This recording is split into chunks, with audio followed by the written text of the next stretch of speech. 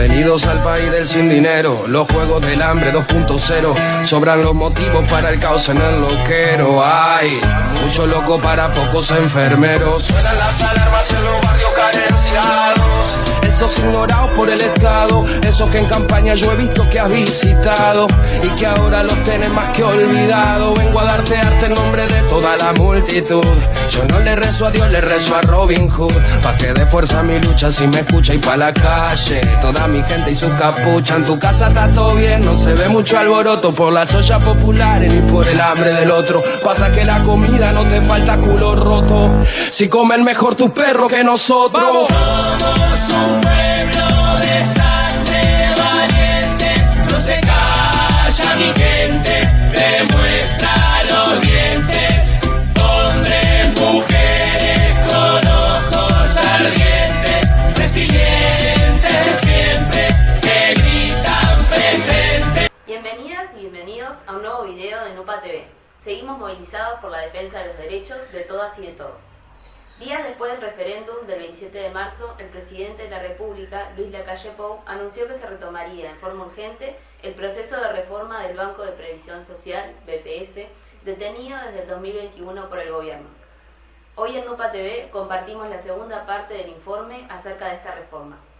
En la entrega de la semana anterior habíamos dialogado con Ariel Ferrari, representante de los jubilados en el directorio del BPS.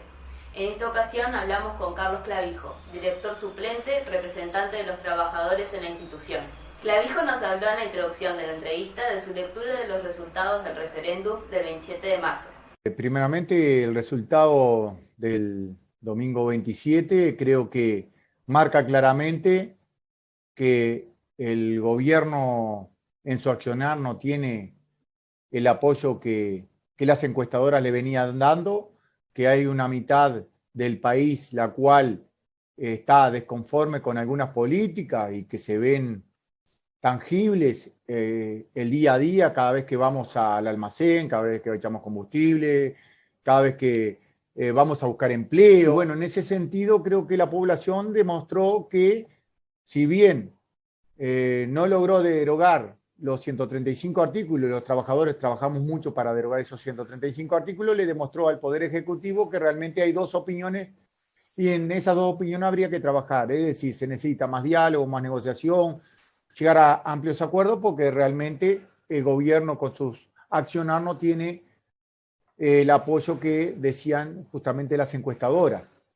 En ese sentido, nosotros el camino hacia adelante lo vemos como que va a ser mucho más de debate, más de consenso, más de oídos abiertos del Poder Ejecutivo, o debería de serlo, ya que se vienen cuestiones que se vienen planteando como una de tantas, la reforma de la seguridad social, en la cual es una reforma jubilatoria solamente, y creemos que ahí el gobierno se queda corto, y por lo tanto va a tener que escuchar a las organizaciones sociales. Por lo tanto, creo que a nosotros nos fortalece como movimiento sindical, nos fortalece a toda la sociedad en general, para demostrar también que ningún gobierno puede gobernar solo, sino tiene que gobernar con la gente, y para la gente también. En la segunda parte de la entrevista, Clavijo resumió el proceso de elaboración de la propuesta de la reforma del BPS por la Comisión de Expertos, designada con este fin, y cuál es la situación actual de este proceso. La ley de urgente consideración, entre los artículos 393 y 398, creó una comisión de expertos. Esta comisión de expertos lo que hacía justamente era organizar en 15 expertos, no era un diálogo social, sino 15 expertos, de los cuales 9 eran del Poder Ejecutivo, 3 del Frente Amplio, 1 de los trabajadores, 1 de los jubilados y 1 de los empresarios, para discutir una futura reforma, es decir, una primera parte que iba a ser un diagnóstico de todo el sistema de seguridad social, y una segunda parte que iba a ser las recomendaciones al Poder Ejecutivo. Lamentablemente, esa ley de urgente consideración lo que también decía era que con 9 votos se resolvía cualquier discusión que hubiera arriba de la mesa, pero ya 9 votos tenía los que están gobernando. ¿Por qué? La coalición, porque eran 9 de la coalición de gobierno. Democracia tanto, no había en ese ámbito, porque justamente ya tenían el sartén por el mango, como se suele decir, en cualquier reforma que se quisiera hacer. Pasaron las dos etapas, los trabajadores, el Frente Amplio y los jubilados, es decir, perdimos 10-5 las dos votaciones, tanto del diagnóstico como de las recomendaciones. Pero hay un documento de recomendaciones que fue enviado al Poder Ejecutivo. Resulta que esa ley de urgente consideración decía que en 180 días se terminaba la discusión y ya se pasaba al Poder Ejecutivo, y el Poder Ejecutivo ya lo enviaba al Parlamento para que se hiciera la reforma. Pasaron 2 años. Pasaron 2 años porque algo pasó en el país. El 8 de julio se entregaron más de 800.000 firmas, que frenó también esta reforma jubilatoria que se quería implementar, esta comisión de expertos. En esa misma línea, miren lo que sucedió después del 8. Durante 3 meses se reunieron los 9 del Poder Ejecutivo, solamente para redactar lo que iban a llevar a la comisión de expertos. Entonces ya no hay democracia, porque supuestamente eran 15 expertos, no 9. Entonces también hay algo que nosotros decimos, eso no es diálogo, porque el diálogo es en las mismas condiciones. Ahí no estamos en las mismas condiciones, porque el Poder Ejecutivo tuvo tiempo suficiente para poder, o los 9 del Poder Ejecutivo, para redactar. ¿Qué pasó después? Tuvimos 1 mes y algo para tratar de consensuar, por supuesto. En 1 mes y algo, lo que ellos redactaron en 3 meses estaba bravo para consensuar. Aparte, no se tomó en cuenta ni las propuestas nuestras, ni las propuestas de todas las delegaciones y las organizaciones que pasaron por el Parlamento y por la Comisión de Expertos, exponiendo su visión de la seguridad social. Entonces, tampoco podemos decir que es democrática esas recomendaciones, ni la manera de dialogar. Nosotros creemos, sí, que ya se pasó el cuarto de hora, ya ahora diálogo no va a haber.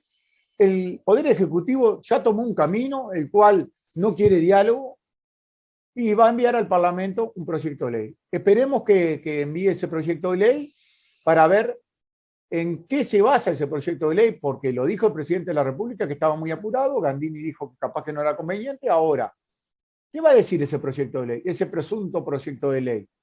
Porque hay varias cuestiones que están en esas recomendaciones que realmente son negativas para toda la sociedad. Es decir, fundamentalmente para los jóvenes que van a ser los jubilados del futuro. En este fragmento de la entrevista, el director del BPS señala algunos aspectos del diagnóstico y de las recomendaciones para la reforma del BPS, que se encuentran en el documento enviado por integrantes de la Comisión de Expertos al Poder Ejecutivo. Nos habla también de los importantes perjuicios que acarrearán de llevarse adelante estas medidas a jubilados y trabajadores. Un poco lo que dice ese documento, que no es el que irán a enviar, pero va a ser muy parecido, porque en realidad salió de la Comisión de Expertos votada por ellos mismos. Lo que está en la opinión pública, el aumento de la edad de retiro. Pero primero, el aumento de la edad de retiro al barrer es un error conceptual, porque no todos los sectores, no todos los trabajadores pueden llegar a los 65 años como se quiere que se llegue a los 65 años. No es lo mismo algunos trabajadores que tienen un desgaste de una manera y otros que tienen un desgaste de otra manera para llegar a los 65 años. Hay sectores que, en definitiva, más del 50% se jubilan por enfermedad por el desgaste físico que tienen y no van a poder llegar justamente a los 65 años. Eso es lo primero.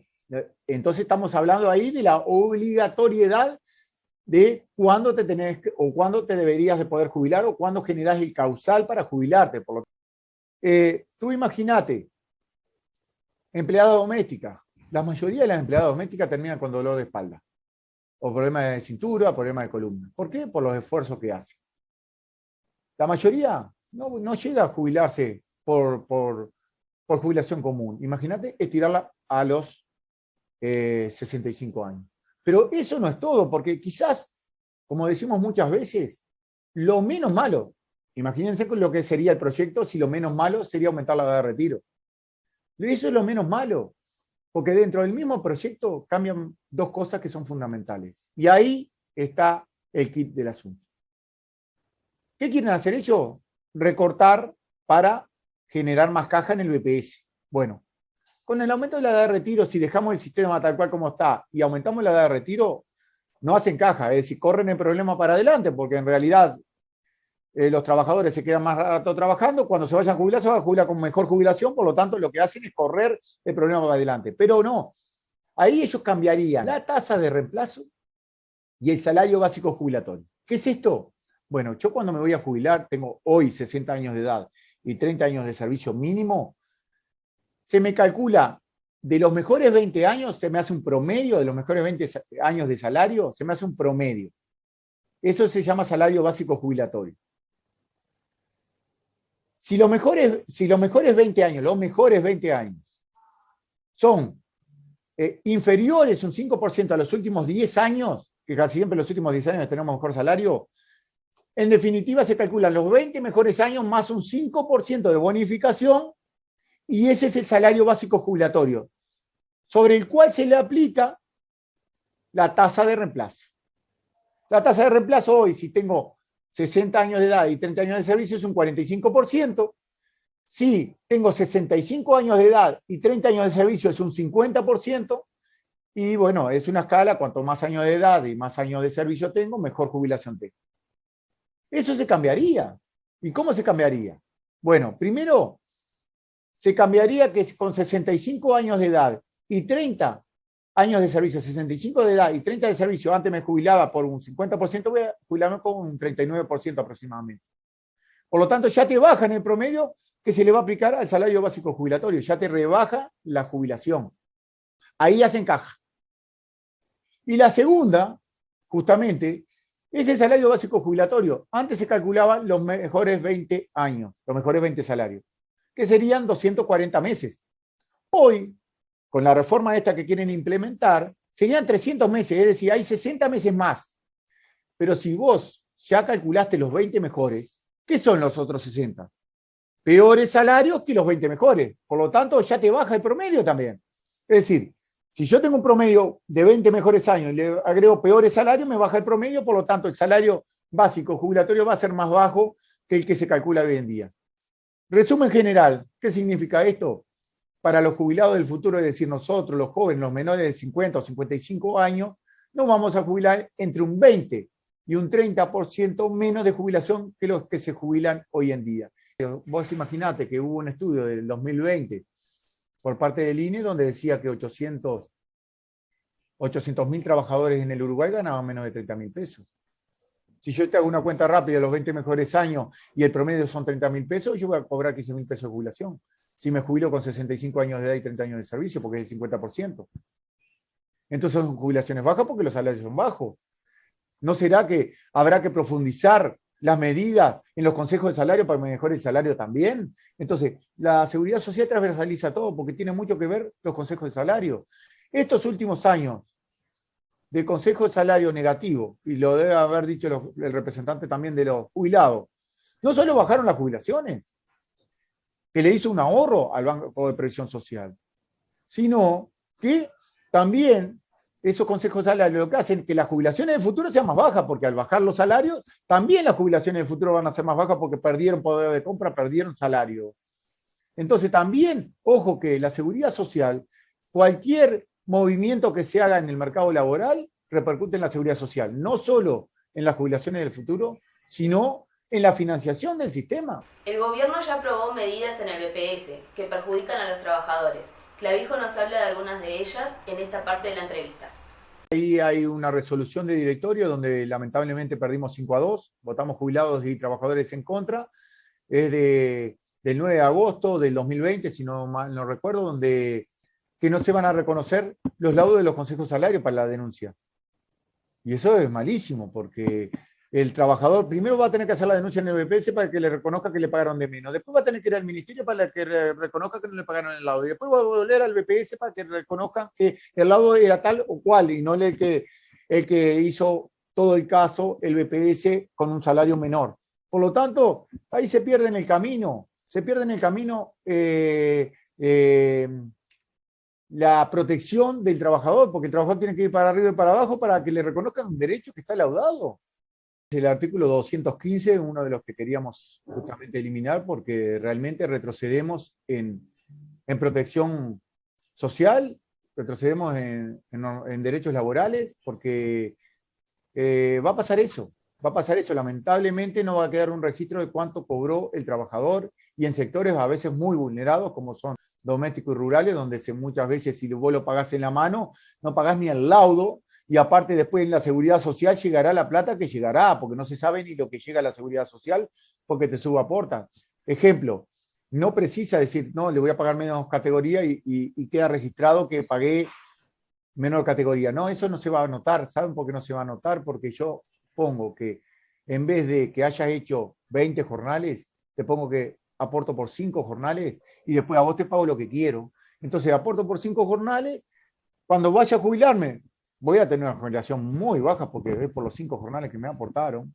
Y ahí va a estar la evasión fundamental. Y después, ¿cómo comprobás en el Ministerio de Trabajo que trabajaste 20 si no tenés ningún documento? Si no llegó electrónicamente una constancia de que te aportaron por 20 jornales y que te aportaron, que te pagaron por 20 jornales y te aportaron 5.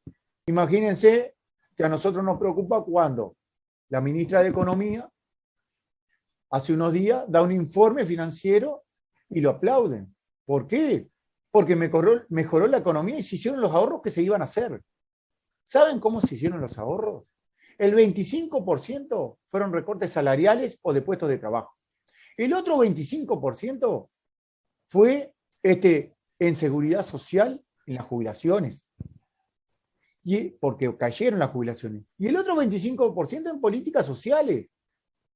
Un 75% repercutió del ahorro en el hombro de los trabajadores y del pueblo. Nosotros hicimos el ahorro. No se ahorró en el Estado, en el aparato grande del Estado que se hablaba. No. Se ahorró en nosotros, en los trabajadores, en los jubilados, en el vecino, en la vecina, en el que tiene una prestación. Porque cambiaron el cálculo de la BPC para bajar las prestaciones, para bajar la jubilación mínima y para aumentar el IRPF. Porque cuanto más baja el monto mínimo no imponible, más entran a pagar IRPF. Entonces, nosotros pagamos más impuestos, aparte, sin contar lo del 2% de las tarjetas que se hizo al principio. Entonces, seguimos los trabajadores y el pueblo pagando eso que le dicen, mejoramos la economía del país. Los representantes de los trabajadores, de los jubilados y del Frente Amplio en el directorio del BPS han votado en contra de esta propuesta de reforma. En este segmento de la entrevista, Clavijo nos explica el porqué de su oposición. O sea, ¿por qué decimos nosotros que si esa es la propuesta se quedan cortos? ¿Por qué? Porque hay un tema muy grave en el Uruguay, que no es de ahora, la pobreza en la infancia, en la primera infancia. Hasta los gurises de 6 años aumentó un 5% la pobreza. Es decir, de 0 a 6 años aumentó un 5% en el Uruguay la pobreza en los niños.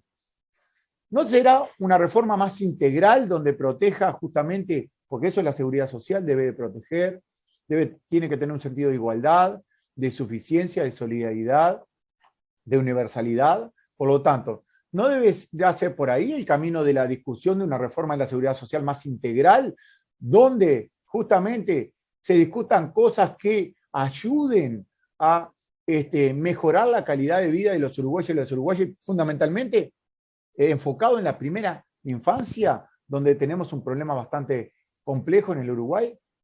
Nosotros estamos de acuerdo con lo que dijo el presidente de la República en el último acto de campaña, muy claramente. Yo no le voy a cambiar las reglas de juego en la reforma de la seguridad social, no le voy a cambiar la regla de juego a aquellos que hoy están trabajando. Estamos de acuerdo. Los que hoy están trabajando no deberían de cambiar las reglas de juego. Lo segundo que dijo, y que también estamos de acuerdo, es incentivar a que los trabajadores se queden más en el mercado laboral, aquellos que pueden, porque físicamente, psicológicamente pueden quedarse en el mercado laboral, incentivarlo para que se queden, para que tengan una mejor jubilación. Estamos totalmente de acuerdo con eso, porque en realidad, y en definitiva, es eso.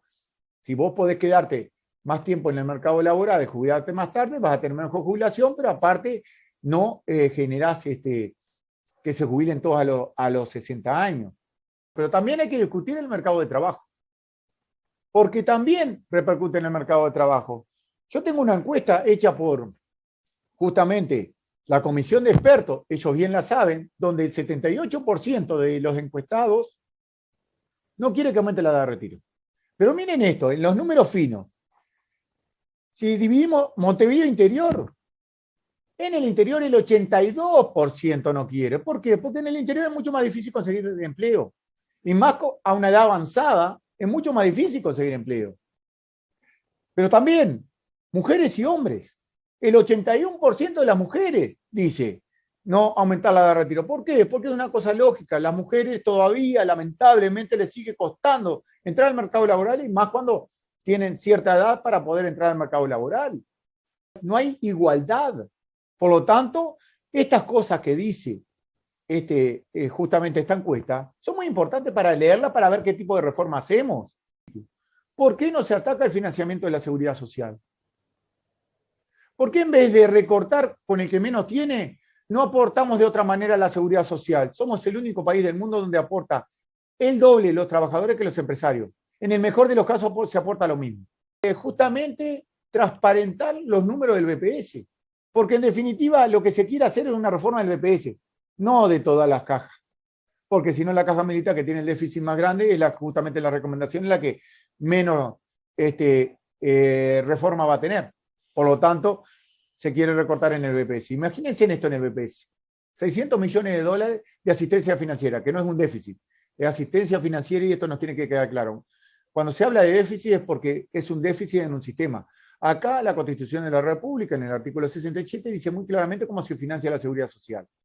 Y en un párrafo muy claro dice, si no alcanzare para cubrir las obligaciones con los aportes patronales, personales más impuestos afectados, se debe de hacer una asistencia financiera por parte de rentas generales, por lo tanto déficit no hay. Siempre el Estado es el garante de pagar las obligaciones en el Banco de Previsión Social. Pero miren esto, nosotros no decimos que hay que sacar las exoneraciones, pero hubieron 230 millones de dólares de exoneraciones.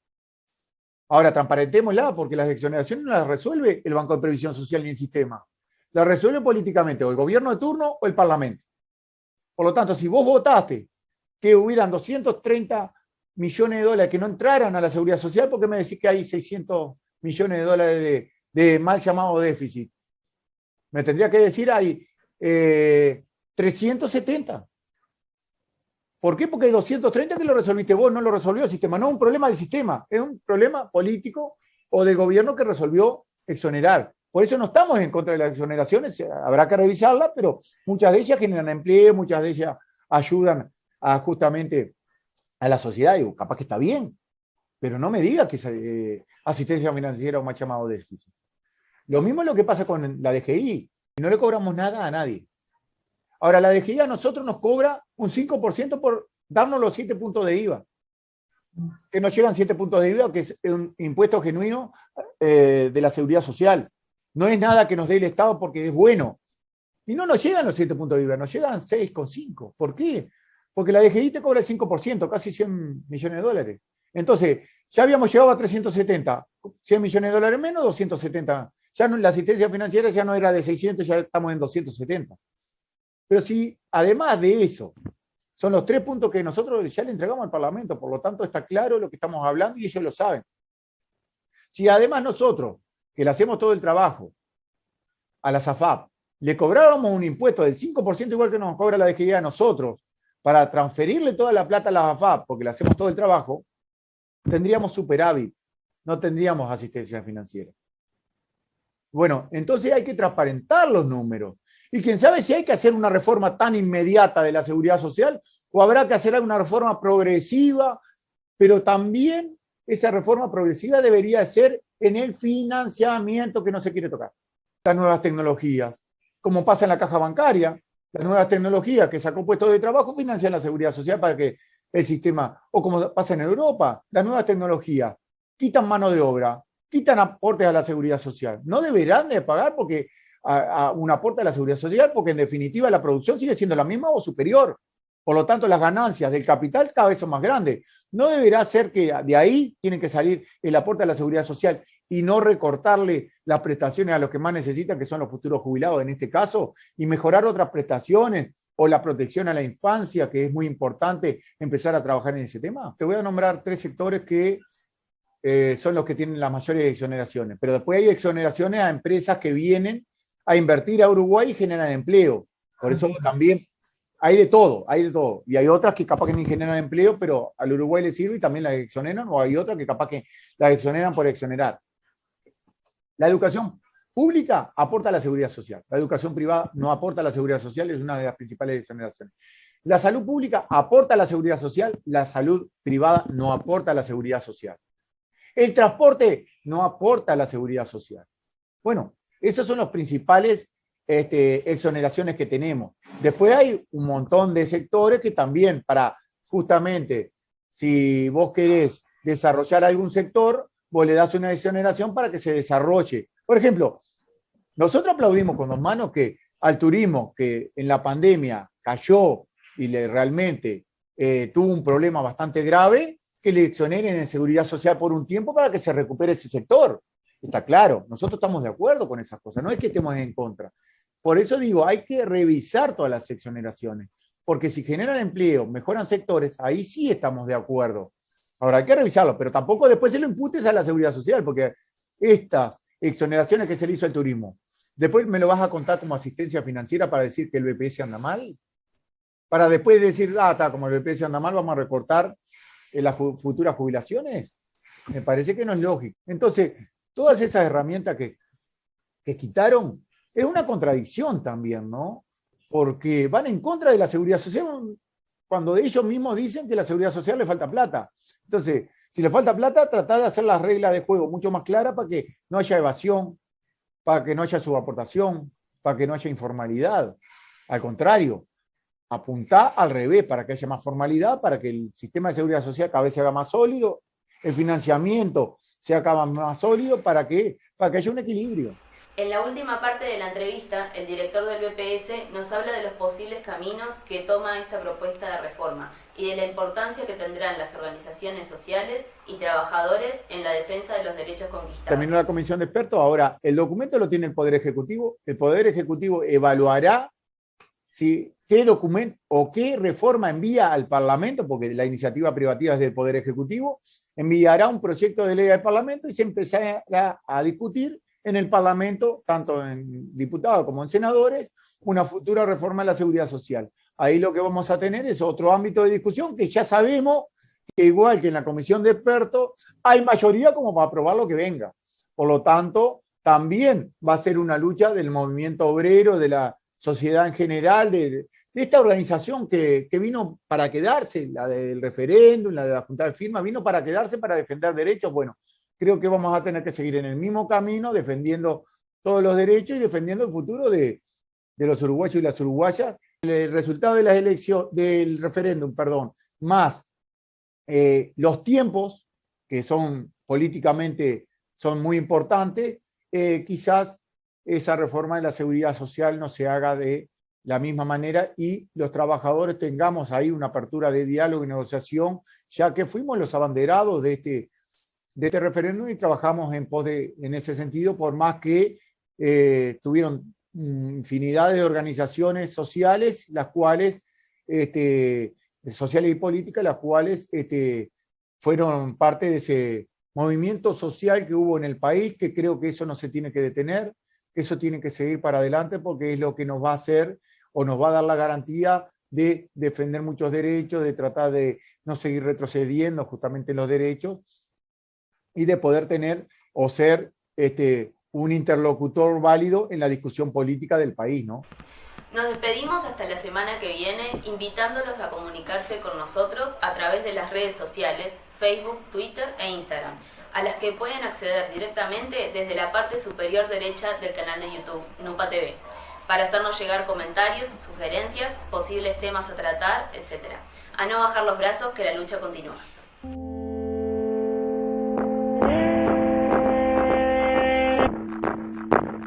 Volverá la alegría a enredarse con tu voz, a medirse en tus manos y a apoyarse en tu sudor. Borrará duras muecas pintadas sobre un frágil cartón de silencio, y el aliento de murga saldrá a redoblar, muchachos, esta noche, cada cual sobre su sombra, cada cual sobre su asombro, a redoblar.